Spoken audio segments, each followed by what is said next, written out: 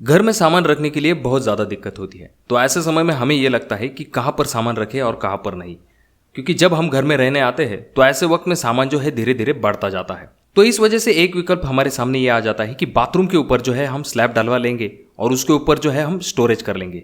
तो ये कितना सही है और कितना गलत है, तो आज की वीडियो में हम जानेंगे दोस्तों। इसके कौन से सिचुएशन में क्या एडवांटेज हो सकते हैं और क्या डिसएडवांटेज हो सकते हैं, आज की वीडियो में हम जानेंगे।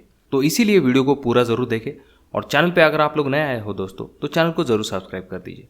तो बढ़ते हैं हम हमारे मेन पॉइंट की तरफ। अब सबसे पहले अगर हम बात करेंगे दोस्तों बेनिफिट की, तो बेनिफिट कोई भी बता सकता है कि इसके ऊपर जो है आप अच्छा खासा स्टोरेज कर सकते हैं। यानी कि आपको कोई भी मटेरियल वहां पर रखना है तो ऐसे वक्त में आप वहां पर मटेरियल रख सकते हो, क्योंकि वहां पर बहुत ही ज्यादा बड़ी जगह आपको मिल जाती है। जैसे कि अगर फॉर एग्जांपल के लिए अगर हम मान के चलेंगे, हमारा जो बाथरूम है वो 7x4 का है और जो टॉयलेट है वो 4x3 का है, तो ऐसे वक्त में हमें बहुत बड़ा स्लैब का जो स्पेस है वो मिल जाता है वहां पर स्टोरेज करने के लिए। तो सबसे मेन एडवांटेज इस चीज का ये आ जाता है। उसके बाद में कुछ लोगों का मानना यह है कि वहां पर वेंटिलेशन का प्रॉब्लम होता है।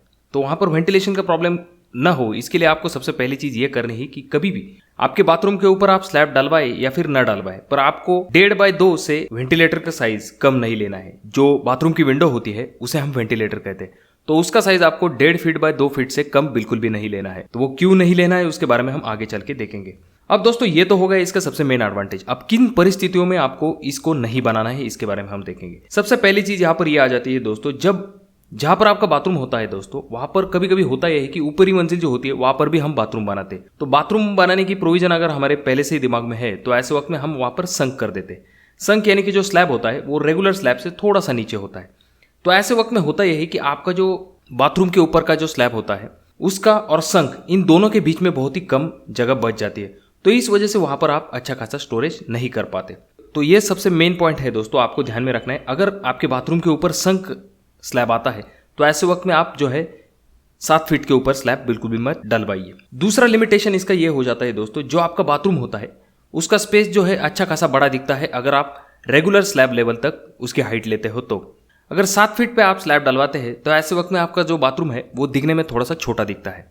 तो ये इसका डिसएडवांटेज हो जाता है। और कुछ लोगों का सवाल ये आ जाता है कि वहां पर शावर का प्रॉब्लम होता है कि नहीं।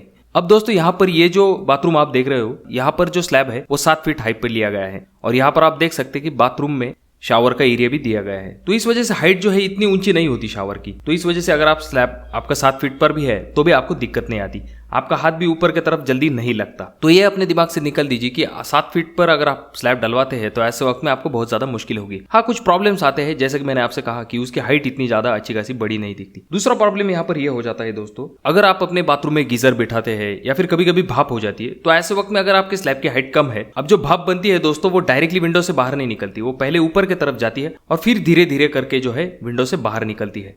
तो ऐसे वक्त में अगर स्लैब की हाइट नीचे है, थोड़ी देर बाद वहां पर सफोकेशन हो सकता है। तो ऐसी छोटी छोटी प्रॉब्लम्स हो जाती है। अगर आपका स्लैब की हाइट थोड़ी सी ऊंची है तो ऐसे वक्त में वो जो भाप है वो पहले ऊपर जाएगी और धीरे धीरे जो है वेंटिलेटर से बाहर निकल जाएगी।